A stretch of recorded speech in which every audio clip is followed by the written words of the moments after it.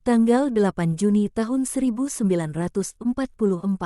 Aku melihat ruangan besar di mana aku telah melihat pertemuan para Majus dengan Yesus dan sembah sujud mereka. Aku tahu aku berada di rumah yang ramah di mana keluarga kudus telah diterima. Dan aku melihat kedatangan Zaharia. Elizabeth tidak ada. Nyonya rumah berlari keluar ke lobi untuk menemui tamu yang datang dan ia menghantarnya ke sebuah pintu. Ia mengetuk, dan lalu dengan bijak undur diri.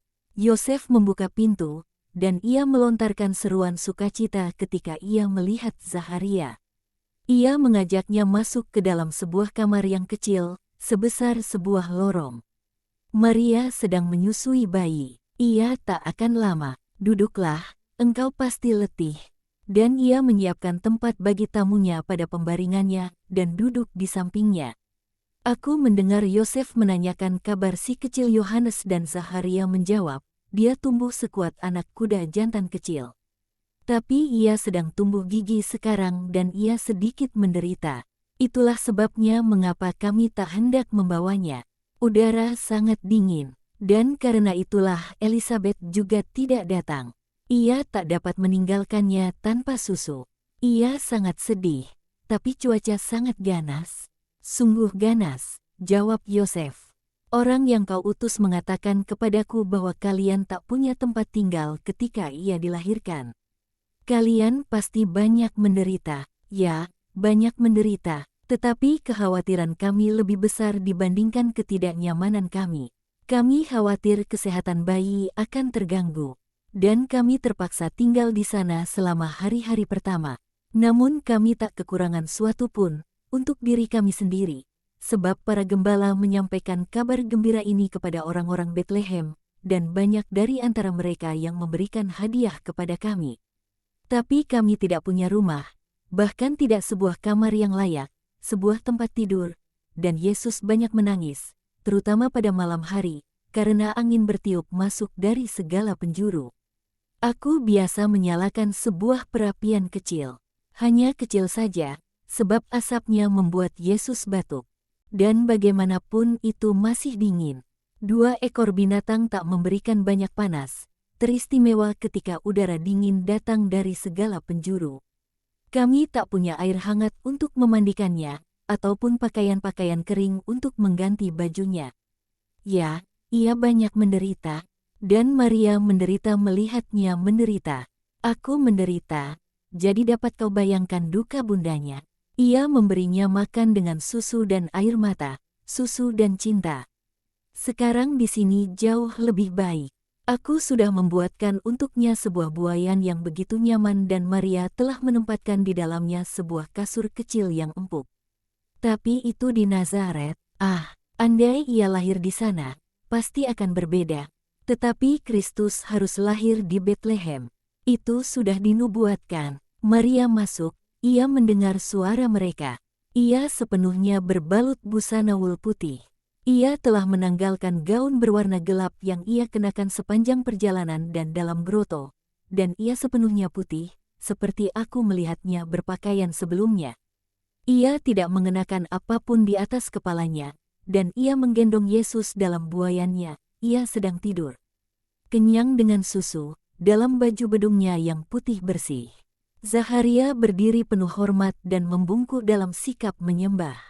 Ia lalu pergi mendekat, dan melihat Yesus dengan hormat yang paling dalam. Ia membungkuk, tak terlalu dalam untuk melihatnya lebih baik, sebagai rasa hormat kepadanya. Maria menyerahkan kanak-kanak kepadanya, dan Zaharia menerimanya dengan adorasi begitu rupa hingga ia kelihatan seperti sedang mengangkat sebuah monstrans. Memang sesungguhnya adalah hosti yang ia pegang dalam tangan-tangannya. Hosti telah dipersembahkan dan akan dikurbankan sesudah diserahkan kepada manusia sebagai makanan kasih dan penebusan. Zaharia menyerahkan Yesus kembali kepada Maria. Mereka semua duduk, dan Zaharia menjelaskan sekali lagi kepada Maria alasan mengapa Elizabeth tidak datang dan betapa sedihnya ia. Selama beberapa bulan belakangan ini ia telah mempersiapkan kain-kain linen untuk putramu yang terberkati. Aku membawakannya untukmu. Kain-kain itu ada di bawah dalam kereta. Ia bangkit dan pergi keluar. lalu kembali dengan sebuah bungkusan besar dan sebuah bungkusan yang lebih kecil. Yosef membantunya dengan bungkusan yang lebih berat dan Zaharia mulai mengeluarkan hadiah-hadiahnya dari kedua bungkusan, selimut wul lembut yang ditenun tangan, kain-kain linen dan baju-baju kecil.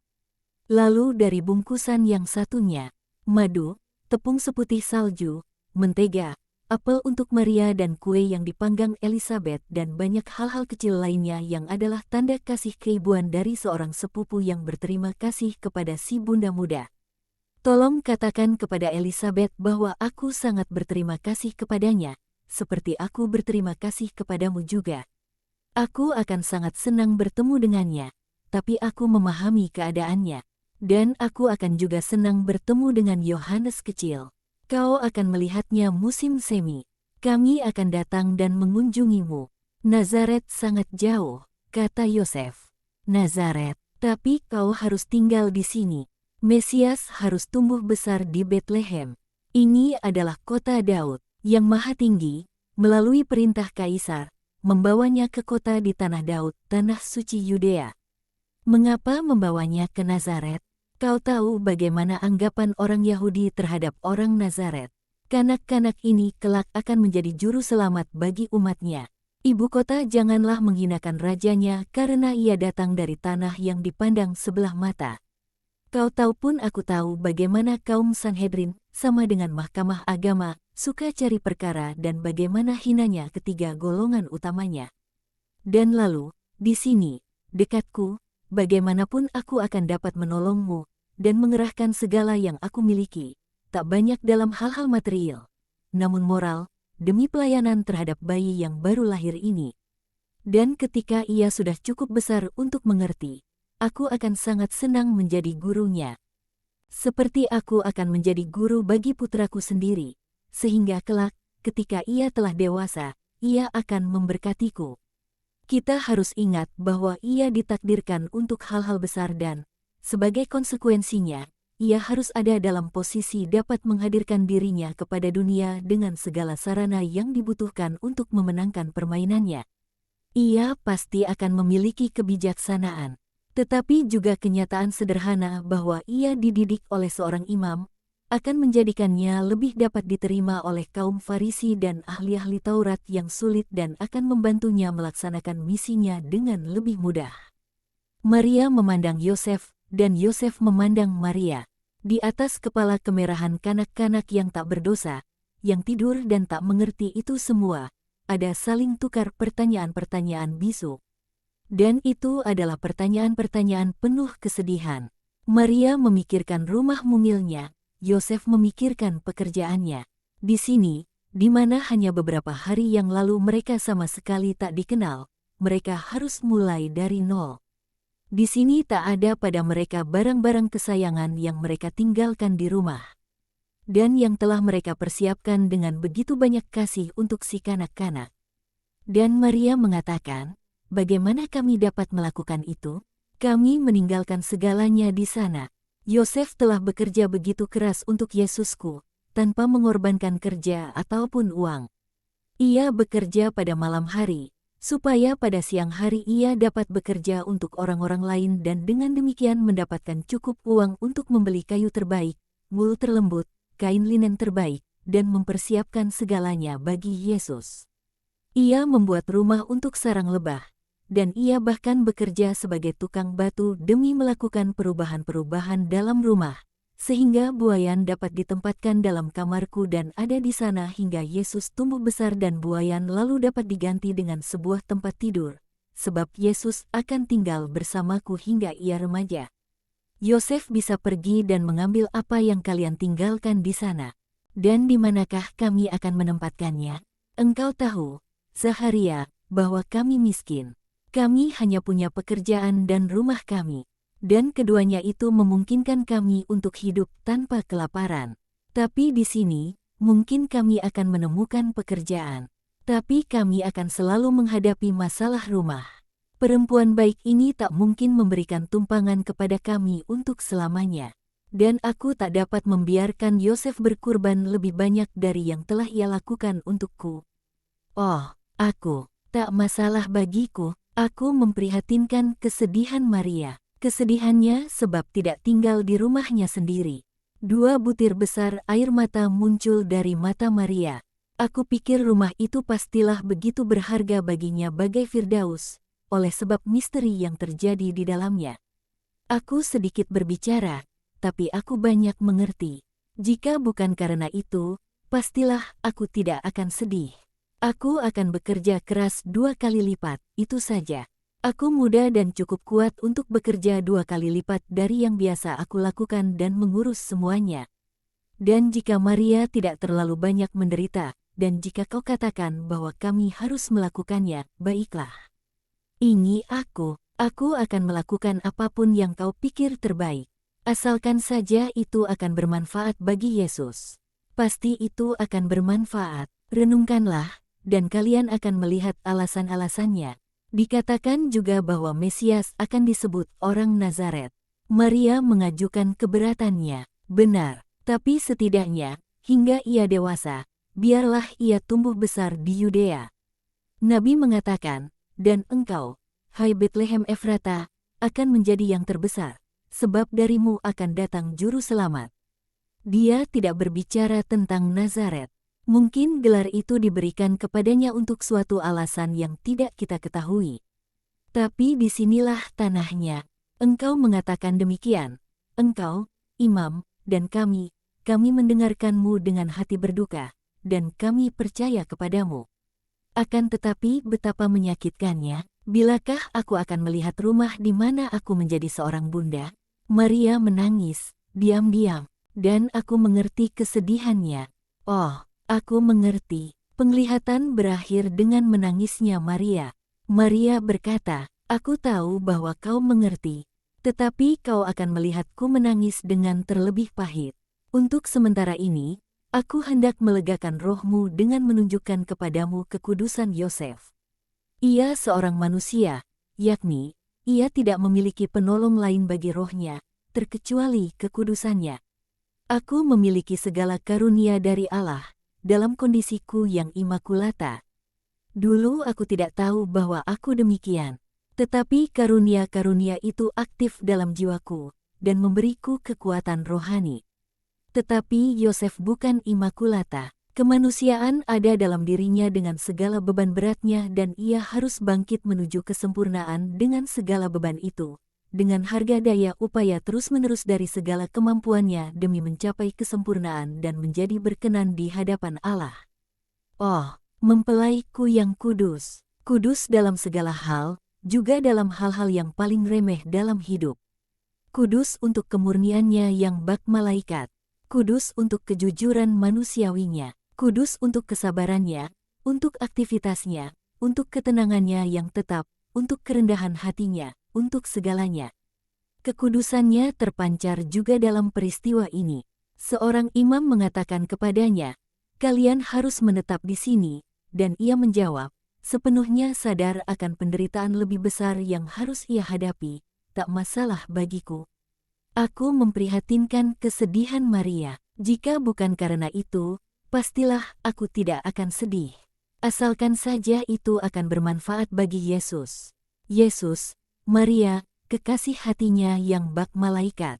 Pasanganku yang kudus tidak mencintai yang lain di dunia ini. Dan ia mengorbankan dirinya demi kasih itu.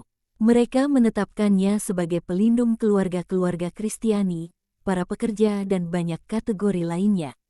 Tetapi ia sepatutnya ditunjuk sebagai pelindung bukan hanya dari orang-orang yang menghadapi ajal, dari pasangan-pasangan yang menikah, dari para pekerja, melainkan juga dari mereka yang dikonsekrasikan kepada Allah. Siapakah dari segenap orang di dunia yang dikonsekrasikan bagi pelayanan Allah, yang telah mengkonsekrasikan diri seperti yang dilakukan Yosef, bagi pelayanan untuk Allahnya, menerima semuanya, mengorbankan semuanya, menanggung semuanya, menunaikan semuanya dengan cepat, dengan pikiran gembira, humor yang tetap. Tak ada orang yang sepertinya. Dan aku ingin menarik perhatian kalian pada satu poin lainnya, tidak, 2 poin. Zaharia adalah seorang imam, Yosef bukan. Akan tetapi patut kalian perhatikan bagaimana ia, yang bukan seorang imam, memiliki suatu jiwa yang lebih surgawi dibandingkan si imam. Zaharia berpikir dengan cara manusia, dan dengan cara manusia ia menjabarkan kitab suci sebab ia membiarkan dirinya dipimpin oleh pikiran manusianya yang baik, dan ini bukan pertama kali ia melakukannya. Dan ia dihukum untuk itu. Tetapi ia jatuh lagi ke kesalahan yang sama, meski tidak separah sebelumnya. Sehubungan dengan kelahiran Yohanes ia mengatakan, "Bagaimanakah itu dapat terjadi, jika aku sudah tua, dan istriku mandul?" Sekarang ia mengatakan, guna memuluskan jalannya, Kristus harus dibesarkan di sini. Dan dengan akar kesombongan yang tak kentara itu yang bercokol juga dalam orang-orang terbaik, ia berpikir bahwa ia dapat berguna bagi Yesus. Bukan berguna dalam arti seperti yang diinginkan Yosef, dengan melayaninya, melainkan dengan mengajarnya. Allah mengampuninya, oleh sebab maksud baiknya. Akan tetapi apakah sang guru membutuhkan guru? Aku berusaha membuatnya melihat kebenaran dari nubuat-nubuat. Namun ia merasa lebih terpelajar dariku dan mempergunakan perasaan yang demikian dengan caranya sendiri. Aku dapat saja bersikukuh dan mengalahkannya. Tapi ini adalah poin lain yang aku ingin menarik perhatian kalian. Aku menghormati si imam sebab martabatnya, bukan karena pengetahuannya. Pada umumnya, seorang imam selalu diterangi oleh Allah. Aku katakan, pada umumnya, ia diterangi jika ia adalah seorang imam sejati. Bukan jubahnya yang menguduskannya, melainkan jiwanya. Untuk menilai apakah seorang adalah seorang imam sejati, orang perlu merenungkan apa yang keluar dari jiwanya. Seperti dikatakan Yesusku, apa yang menguduskan atau mencemarkan berasal dari jiwa, dan itu memberikan ciri kepada seluruh perilaku seorang. Jadi, jika seorang adalah seorang imam sejati, ia biasanya diilhami oleh Allah. Kita wajib memiliki cinta kasih adikodrati dan berdoa bagi imam-imam lain yang tidak demikian. Tetapi putraku telah menempatkanmu dalam pelayanan penebusan ini, maka aku tidak akan mengatakan apa-apa lagi. Bersukacitalah untuk menderita, agar jumlah imam sejati boleh bertambah. Dan bersandarlah dalam damai pada perkataan Dia yang membimbingmu, dan percaya dan taati nasihatnya.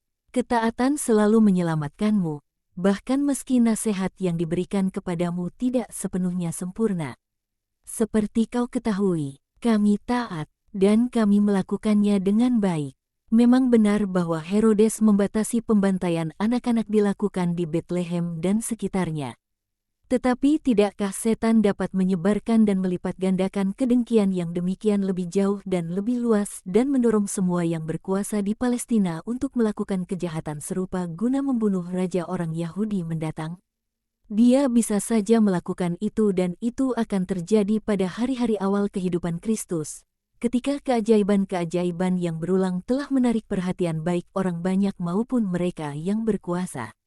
Andai peristiwa yang demikian terjadi, bagaimanakah kami dapat melintasi seluruh Palestina, pergi dari Nazaret menuju Mesir, tanah yang ramah bagi orang-orang Yahudi yang teraniaya, dan melakukan perjalanan yang demikian dengan seorang kanak-kanak kecil, dan sementara aniaya merajalela? Adalah lebih mudah melarikan diri dari Betlehem, bahkan meski pelarian itu sama menyakitkannya. Ketaatan selalu menyelamatkan kalian, camkan itu, dan hormat terhadap seorang imam selalu merupakan tanda dari pendidikan Kristiani. Celakalah imam-imam yang kehilangan semangat apostoliknya. Juga Yesus mengatakannya. Tetapi celaka juga mereka yang berpikir bahwa mereka benar dalam memandang rendah para imam. Sebab imam mengkonsekrasikan dan membagikan roti sejati yang turun dari surga. Dan kontak itu menjadikan mereka kudus, sama seperti suatu piala suci, bahkan meski mereka tidak sepenuhnya kudus. Mereka akan mempertanggungjawabkannya kepada Allah. Kalian harus memandang mereka demikian dan tidak memikirkan yang lain. Kalian tidak sepatutnya lebih keras dari Tuhanmu Yesus, yang, atas perintah mereka, meninggalkan surga dan turun untuk diangkat oleh tangan-tangan mereka. Kalian harus belajar darinya, dan jika mereka buta, jika mereka tuli, jika jiwa mereka lumpuh dan pikiran mereka tidak waras, jika mereka adalah orang-orang kusta penuh kesalahan yang sangat bertentangan dengan misi mereka. Jika mereka seperti mayat-mayat dalam kubur, maka berserulah kepada Yesus agar Ia menyembuhkan mereka dan menghidupkan mereka kembali. Panggillah Ia dengan doa-doa kalian, penderitaan kalian, oh jiwa-jiwa kurban. Menyelamatkan suatu jiwa adalah menakdirkan jiwa sendiri ke surga. Tapi menyelamtekaan jiwa seorang imam adalah menyelamatkan sejumlah besar jiwa-jiwa. Sebab setiap imam yang kudus adalah suatu jaring yang menarik jiwa-jiwa kepada Allah. Dan menyelamatkan seorang imam, yakni untuk menguduskannya kembali, adalah menciptakan jaring mistik ini. Setiap tangkapan adalah terang yang akan ditambahkan pada mahkota abadimu. Pergilah dalam damai.